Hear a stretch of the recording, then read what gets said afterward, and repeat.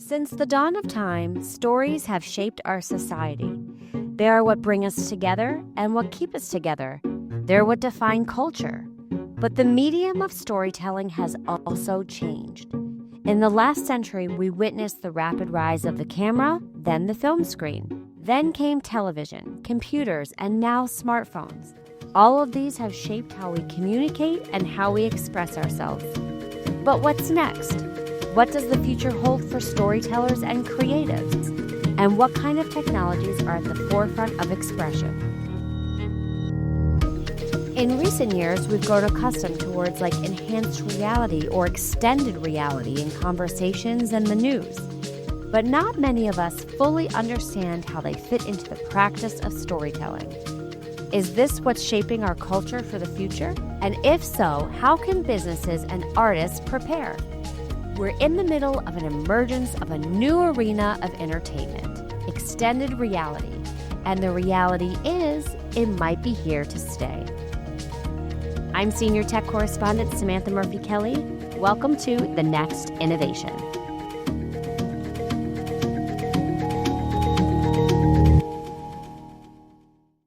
I want to paint a picture for you. Imagine you walk into a dark room, black glass floors, and floor-to-ceiling panel screens. Suddenly, music plays through the speakers, and in a matter of seconds, we see the ocean, or a young girl jumping through a field of flowers, or a scene from your favorite movie. It's a 360-degree panoramic view of a story, and you're right in the middle of it. This is just an example of extended reality. It's a future where almost everything we know about the visual and the audible is combined to elevate our experiences. So how do we properly define it? The way I describe it to the common person, that it's basically the tech world's smoothie bar, and I mean it by in this way, that it's really lots of ingredients, and it comes together to drive an impact to the user from a maximum immersiveness standpoint. A tech world smoothie bar.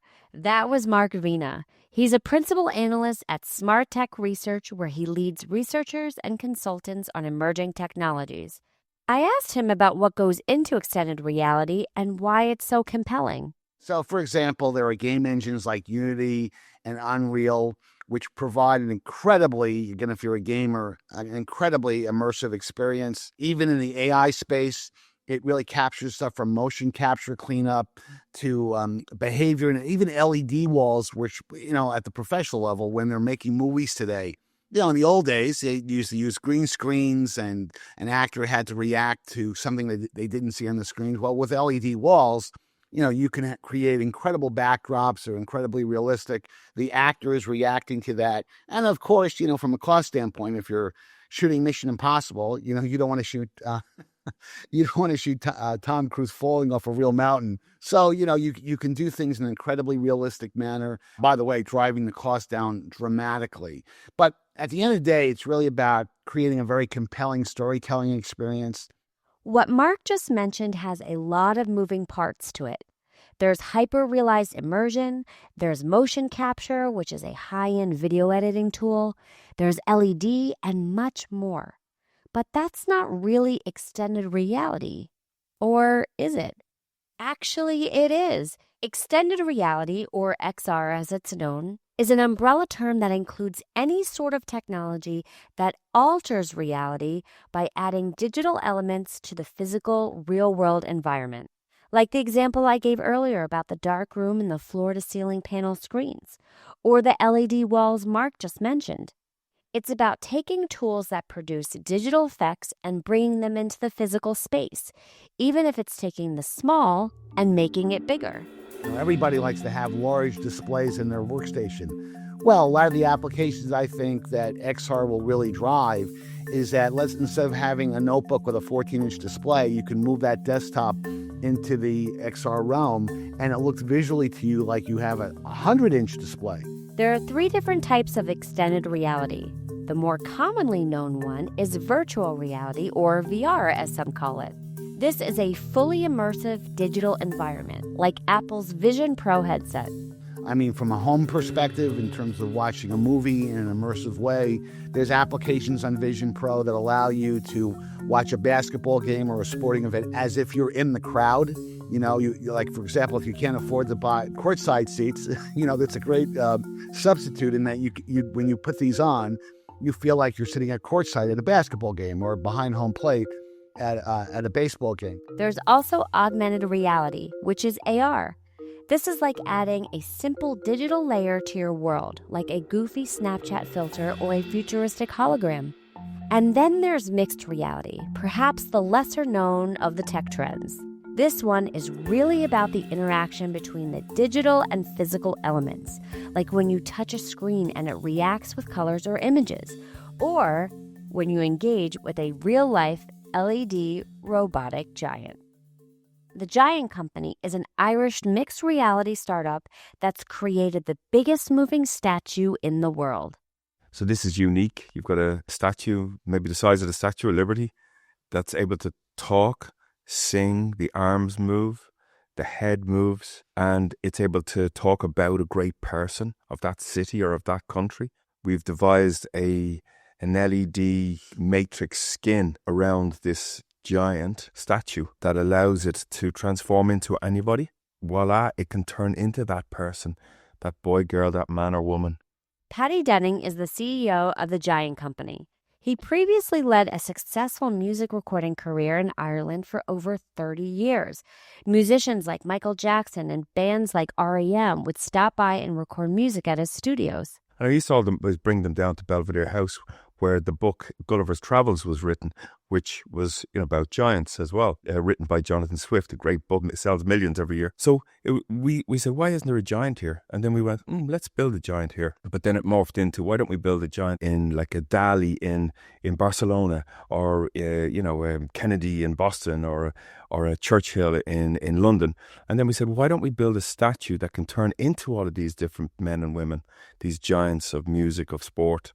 And so we went on that journey to create the tech. The concept behind the giant is to platform culturally significant people.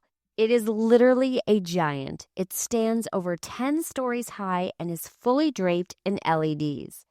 LEDs are a form of lighting technology, and in this case, specialize in displaying animations, videos, text, and more. It's with this kind of technology that the giant can transform into virtually anybody. Everything about the giant has to be positive. So we're celebrating all the frontliners of each city, the police force, the nurses, the fire brigade people, all of those people on the front line. They're all the unsung heroes, the unsung giants. And that's a major part of the Giant project. And the Giant can be used as a platform to celebrate the great people that have done so much good in this world, the game changers, the scientists, our musicians, or the celebrities. And we want to celebrate all of those great people and what they've done by becoming the Giant. And unlike traditional forms of statues made of marble or stone, the Giant's unique technology allows for quick programming and adaptation. The Giant is made out of recycled steel. Then inside that is the mechanics. And then on the outside is a skin, a matrix skin of LEDs, where the body is fully covered in a matrix skin of LEDs.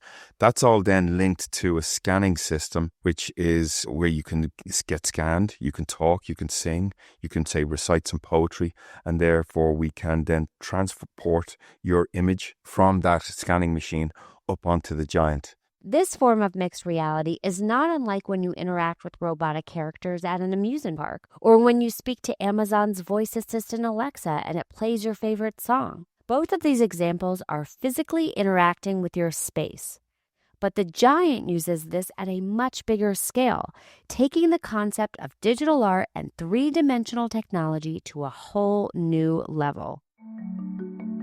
Well, our long-term vision is to create a global network of these iconic giant statues and visitor attractions around the world. A lot of innovation today is shaping how we communicate with each other. Of course, we still rely on our phones, our computers, and the internet for easy access to friends and family. But in the age of nonstop communication, texts, and posts, can stories still be dignified through technology? So we're building on the animation industry, the film industry, and our storytelling DNA. So we are natural storytellers in Ireland, and the immersive technology storytellers are really elevating that to a whole new level, really. This is Camille Donahan. She's leading a movement in Ireland to get more people involved in mixed reality and immersive experiences. In 2020, she launched Immersive, a grassroots organization dedicated to growing the immersive technology sector in Ireland. She works with a lot of creative storytellers who want to use new technology like LED screenings or virtual reality features. As CEO of Immersive, she dedicates herself to actively funding and supporting new projects. She guides and encourages the creatives and champions them on a world stage. But when I asked her what the biggest challenge was in her industry, she pointed to a lack of funding. So we have a lot of makers, a lot of storytellers, a lot of artists, and a lot of immersive technology explorers utilizing the powerful mediums of virtual reality and augmented reality to tell stories around climate action and sustainability. And virtual reality has been known as the empathy-making machine because it has that ability to transport you somewhere else. So that can tie in with climate change stories, for example, or other social justice issues. And so depending on the market, sometimes you're still at the building awareness phase. So some markets, the normalization of immersive technologies hasn't happened yet, so you're educating the market. And that can get very laborious when you're like 8 or 10 years in this sector. You want to be much further ahead, but you have to bring the market with you. So that can be a challenge. For some artists, the hurdle is really about getting people to understand why some extended reality projects are necessary and how it can fit in the market. But if we look at the numbers, this industry is already growing. A recent research report claims that the XR market is expected to hit nearly $1 trillion by 2030, thanks in part to increased spending and growing support for improved visual information. Many people are looking to XR to expand and even modify different industries, not just for storytelling. For a lot of innovators, the most amount of considerable interest has come from those in the medical, educational, and manufacturing sectors, just to name a few. Extended reality enables a more hands-on, practical approach for those who are learning the ropes of a particular manual task. It can help those better understand objects at scale and dimensions when resources aren't readily available. In the most recent trend of extended reality, objects can take on a life of their own using artificial intelligence and mixed reality. We design our platforms, possibly in some cases for one use case, and then we find that they're applicable for more than one use case. So the research and development and all of the work and innovation and invention that we've put around sort of this idea of an extended reality world, we've done consciously in some cases for specific use cases around, whether it's augmented reality or virtual reality or some sort of mix in between. But then we're also finding that our perception stack, which we've built in the context of an altered reality, is also very applicable when it comes to, for example, humanoid robotics and physical AI. And so we're finding this opportunity to cross-pollinate our technology. And it's super interesting. As these new product categories evolve, you see this next wave of technology and this next wave of innovation around how we are going to change as humans and how our lives are going to change, with the underlying foundational layer of AI and Gen AI specifically. But then how's that going to manifest itself and create new product categories, but then also new experiences for people? I wanted to get a better understanding of how different applications of mixed reality are showing up in the corporate world. I spoke to Don McGuire, the Chief Marketing Officer at Qualcomm. Even though they're a global telecommunications company, they developed its Snapdragon processor for some of the most advanced smartphones. If you follow English soccer, you may also recognize the name from the jerseys of players on Manchester United. Since then, they've helped other companies develop their extended reality glasses, such as Meta's Ray-Bans. Some people just call them smart glasses, AI glasses, whatever you want to call them. We believe, at the very least, is another compute platform that will live within people's smart and digital sort of device portfolio. And very possibly it could be a central piece of people's digital lives. So what Snapdragon does across the product categories where Snapdragon lives, whether it's PC, mobile, smartphones, glasses, cars, wearables, other types of wearables like watches and audio devices, is make that magic happen and bring that compute, that intelligence, that connectivity to life to make these things more useful. Don's work with Snapdragon and Meta's Ray-Ban glasses are at the cutting edge of mixed reality. These glasses help users understand the world around them. They use a combination of specialized AI and camera technology. It's like wearing Siri or Alexa, or having the internet strapped to your eyes. I think from a volume and an appeal standpoint, what I think manufacturers are looking for are wearable glasses that, first of all, they don't look obtrusive, because that's the key. You don't want to have an XR product that you're walking down the street with it and someone points at you and says, oh, by the way, that person's wearing some type of XR glasses. So a better example of that from a mainstream standpoint, what Ray-Ban has done. For industry experts like Mark, a product like a pair of wearable smart glasses are both practical and attractive. But does that leave room for other visionary experimental projects? And I think for us and companies to evolve and to grow, it's really important to keep up with those technologies. And immersive technologies, AR, VR, XR, they're really becoming mainstream, and they're offering opportunities of different ways to communicate and different ways for brands to communicate and to connect with their customers. What we've noticed is, we're creating these really cultural, artistic experiences in the large scale, but our corporate clients are really interested in how can they use these ways of communicating, how can they use these technologies to educate, to entertain, to promote, and to engage their employees as well. Janet Beck is the founder and CEO of GlassEye, a creative agency that works with XR. She's actually worked closely with Camille from Immersive. Together, they've tried to answer the question of how to best create art through XR, especially when budgets are tight. When I spoke with Janet, she shared how her company works closely with different corporate clients for advertising. Some clients are using immersive technology and XR projects to create fun and innovative experiences for customers. In those spaces, you're bringing people on a different way of connecting with content. They're not just watching it passively. They're part of it. They're living it. They're feeling it. They're connecting with it. And I think that's the really important piece, is how, and the content that we create, that's the key thing we always focus on, is how are we going to make the connection? How do we build the momentum? And how do we make stunning, creative storytelling visuals to bring the audience with you? And one of the first big projects we did was in Outernet in London. So Outernet is a really big, I think it's 23,000 square feet, LED 360 space. I think it's one of the biggest LED spaces in the world. And we created a project for that called the Summer Palace.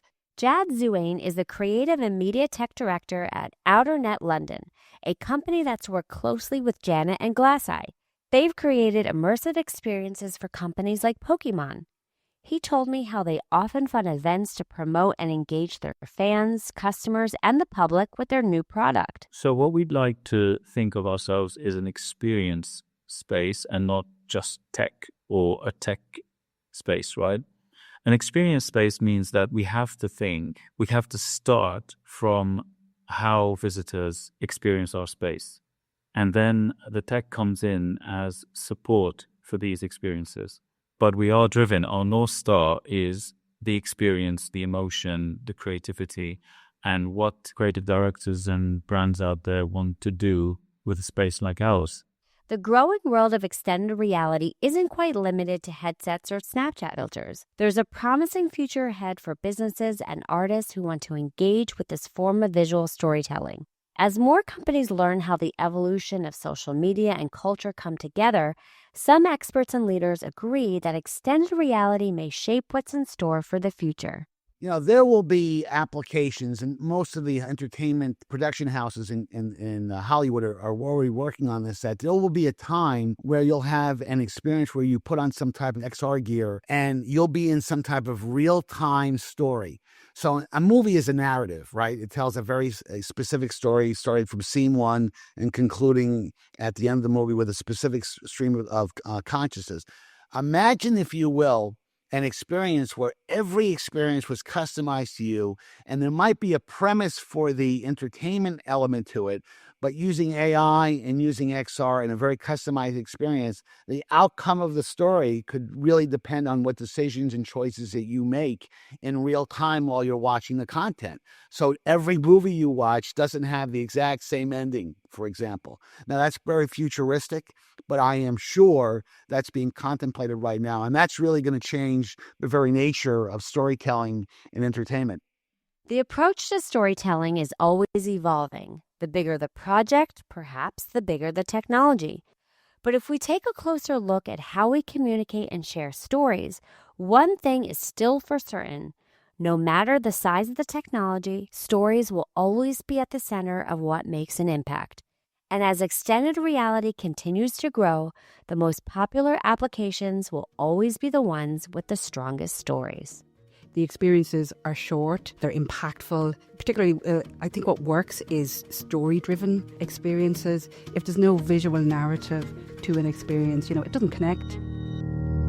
Thank you for listening to The Next Innovation. This series was produced by Situation Room Studios and powered by Enterprise Ireland, investing in the next wave of innovation. Our executive producer is Christine Barada, and our senior producer is Sharon Barrero. Emily Beeman and Layla Sharawi are our associate producers.